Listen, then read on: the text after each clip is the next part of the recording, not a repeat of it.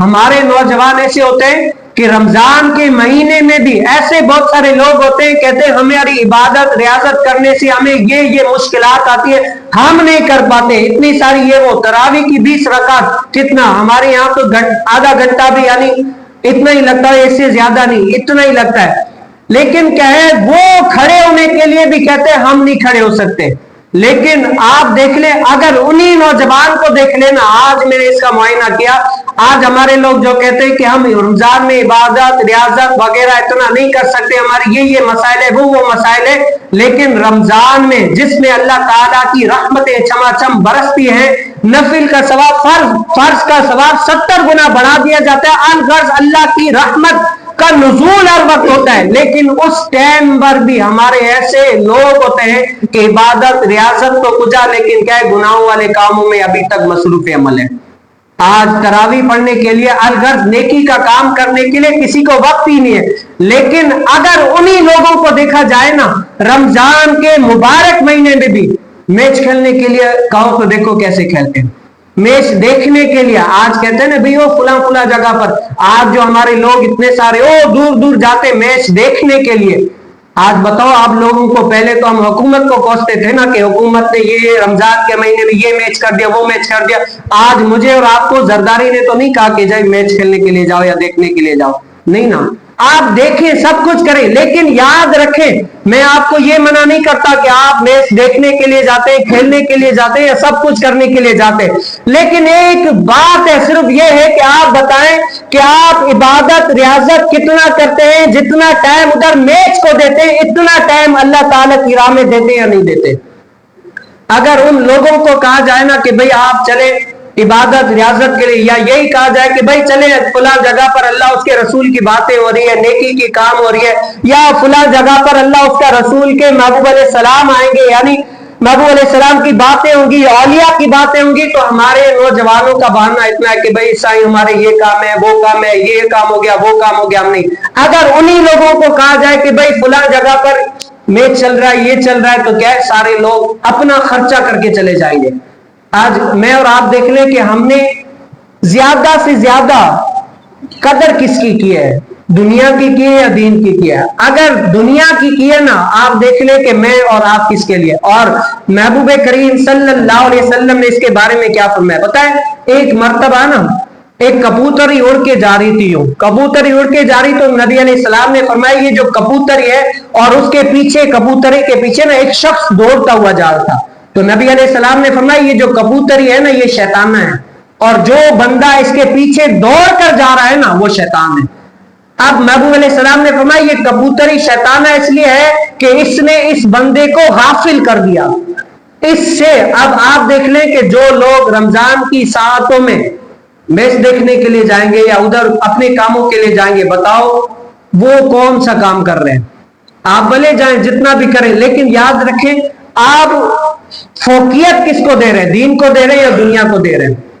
اور اس طریقے سے ہمارے نوجوان بہت سارے سے لوگ ہوتے ہیں. میں نے بہت سارے لوگوں کا بھائی والدین سے فلاں جگہ پر اللہ تعالیٰ کے محبوب علیہ السلام کی محفل ہے، فلاں جگہ پر یہ ہوگا، تو ہم والدین کو بظاہر فون کرتے ہیں نا، وہ پتہ ہے کیا کہتے ہیں؟ قاری صاحب اگر آپ فل ذمہ داری لینا کہ ہمارے بچے کو کوئی خروش بھی نہیں آئے گی، صحیح سلامت یہاں پر آ جائیں گی، تو آپ لے جاؤ ورنہ نہیں. اور اگر انہی بچوں کو دیکھا جائے میچ کے اندر یا ویسے بھی کہیں پر خود پیسے دیتے، خود اہتمام کر دے اور چلے جاتے ہیں بھائی جاؤ میچ دیکھ کے آ جاؤ.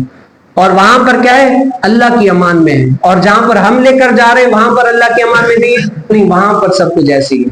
تو ایک بات کرنے کا مقصد یہ ہے کہ آپ جتنا ٹائم دنیا کو دے رہے ہیں نا اتنا ہی ٹائم اللہ اس کے رسول کو بھی دے. جتنا ہی ٹائم آپ ادھر دے رہے ہیں اتنا ہی ٹائم اللہ اس کے رسول کو بھی دے، دین کو بھی دے. اگر آپ کا یہی طرز عمل، میرا اور آپ کا اگر یہی طرز عمل ہوگا نا تو ہمارے معاشرے سے کبھی بھی عالم دین نہیں نکل سکیں گے. پھر وہی کرکٹر یا کوئی اور دنیا دار نکلیں گے، عالم دین کبھی بھی نہیں نکلیں گے. ہم نے فوقیت کیوں؟ آج ہر بچہ، آج دیکھیں نا ہر بچہ جو اپنا چاہتا ہے نا وہ یہی چاہتا ہے کہ میں دنیا کے پیچھے جاؤں یا یہ کام کروں، اس کے علاوہ نہیں. اب کون سا ایسا بچہ ہے جس نے یہ خواہش کی ہو کہ میں یار عالم دین بن جاؤں؟ کوئی بھی نہیں ہے. کیوں؟ میں نے اور آپ نے اپنے بچے کے ذہن و گمان میں یہ ڈالا ہے کہ دنیا کی اس فیلڈ میں تمہیں ماہر ہونا ہے، یہ کام تمہیں کر کے فلاں رتبے پر آنا ہے. تو وہ بچہ چھوٹے سے لے کر بڑا، بڑے سے لے کر چھوٹا، وہ یہی خواہش کرتا ہے کہ میں دنیا کے عہدے پر آ جاؤں. لیکن کیا ہے، کسی بچے نے یہ آج تک خواہش نہیں کی کہ یار میں عالم دین بن جاؤں.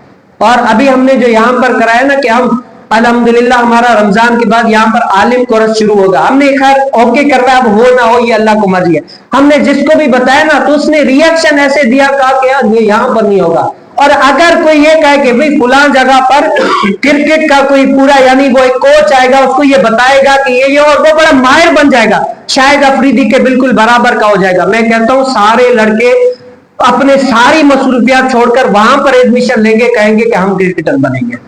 اب یہ بات ہے اس لیے کہ یار میں اور آپ دیکھ لیں کہ ہم نے زیادہ سے زیادہ فوقیت کس کو دیا؟ دین کو دیا، دنیا کو دیا. اگر دنیاوی اعتبار سے اس کو دیے نا تو آپ کی آنے والی نسلیں بھی ادھر سے وہی بنے گی. عالم دین کوئی بھی نہیں بنے گا.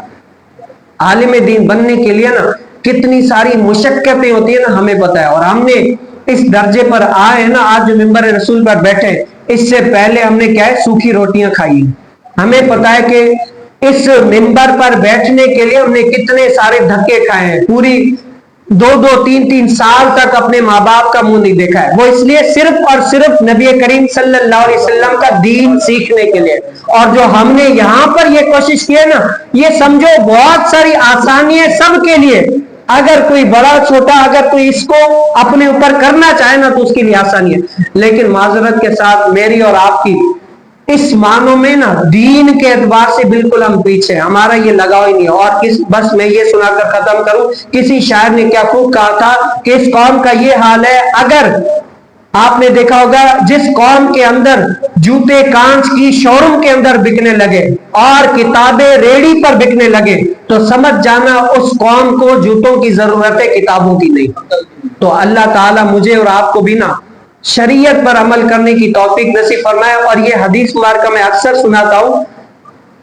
حضرت سیدنا جبرائیل علیہ السلام نے نا ایک صحابی نبی علیہ السلام کو ایسے ہی بیٹھے ہوتے حضور علیہ السلام کی بارگاہ میں، تو ایک جبرائیل علیہ السلام آئے، یا رسول اللہ وہ جو فلاں آپ کا صحابی ہے نا روزانہ آپ کے پاس آتا ہے، اس کی بس آج تک کی زندگی ہے، کل کو کیا اس کا دن پورا ہو جائے گا اور اس دنیا سے چلا جائے گا. آپ میری طرف اس بات کو فوقیت سے سنیے گا. کیا ہے؟ حضور علیہ السلام بیٹھے ہیں، جبرائیل علیہ السلام آئے. جبرائیل علیہ السلام نے حضور علیہ السلام سے عرض کی، یا رسول اللہ وہ جو فلاں شخص فلاں صحابی آپ کی بارگاہ میں آیا ہے نا وہ بیٹھا ہوا ہے، بس آج کی زندگی ہے، فلاں جو ہے نا اس دنیا سے چلا جائے گا بس، اور فقط در فقط اس کے پاس جو سانسیں ہیں نا وہ یہی ہے، اس کے علاوہ کیا ہے ختم ہو جائے گی، اس کا دن کیا ہے پورا ہے.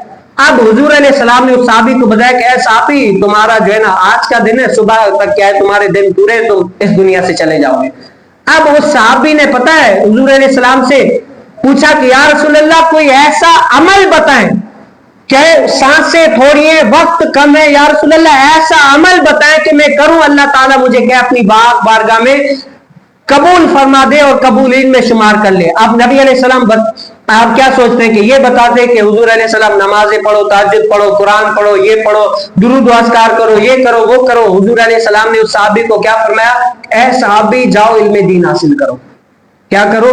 اے صحابی جاؤ علم دین حاصل کرو. اب علم دین کتنا ہے؟ اگر کوئی بندہ اپنی ساری زندگی بھی علم دین کو دے دینا سیکھنے کے لیے، تب بھی علماء فرماتے ہیں کما حق وہ علم دین نہیں سیکھ سکتا.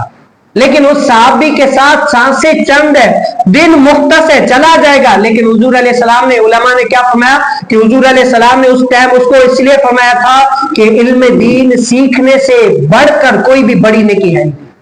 اگر وہ صحابی علم دین سیکھنے میں لگا رہے گا نا تو نماز سے بھی بڑھ کر علم دین ہے. کیوں؟